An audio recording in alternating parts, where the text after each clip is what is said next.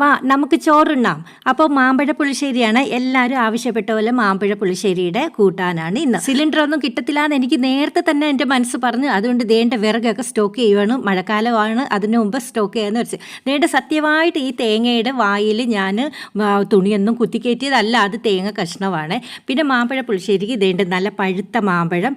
നിങ്ങൾക്ക് വേണേൽ തൊലി എടുക്കാം, ഞാൻ തൊലി എടുത്തിട്ടില്ല. നല്ലതുപോലെ ഞെരടി ഇച്ചിരി വെള്ളവും കൂടെ ചേർത്ത് പച്ചമുളകും ഇച്ചിരി ഉപ്പും കൂടെ ചേർത്ത് നല്ലതുപോലെ കൊണ്ട് വേവിക്കെടുക്കാം. എന്നിട്ട് ഇനി അരപ്പിടാം. തേങ്ങ, മഞ്ഞൾപ്പൊടി, ആവശ്യത്തിനനുസരിച്ചുള്ള വറ്റൽമുളക്, പിന്നെ നമ്മുടെ ജീരകം എല്ലാം കൂടെ ചേർത്ത് നല്ലതുപോലെ അങ്ങോട്ട് അരച്ച് ഈ വെന്ത മാങ്ങ കഷ്ണത്തിലൂടെ ചേർത്ത് ഉപ്പും കൂടെ ചേർത്ത് നല്ലതുപോലെ തിളപ്പിക്കുക. എന്നിട്ട് ഉലുവ, വറ്റൽമുളക്, കറിവേപ്പില ഇത്രയും കൂടെ കടു വറുത്താൽ നല്ല കിടിലൻ മാമ്പഴ പുളിശ്ശേരിയാണ്. പിന്നെ ചിലവരാണെങ്കിൽ നമ്മുടെ തൈര് ഒഴിക്കും. ഞങ്ങൾ തൈര് ഒഴിക്കാറില്ല, ഇങ്ങനെയാണ് ഞങ്ങൾ ചെയ്യാറ്. ഇഷ്ടമുള്ളവർക്ക് മാമ്പഴത്തിൻ്റെ തൊലി എടുത്ത് കളയാനും ഞങ്ങൾ കളയത്തില്ല. നാടൻ മാമ്പഴമാണ് വേണ്ടത്.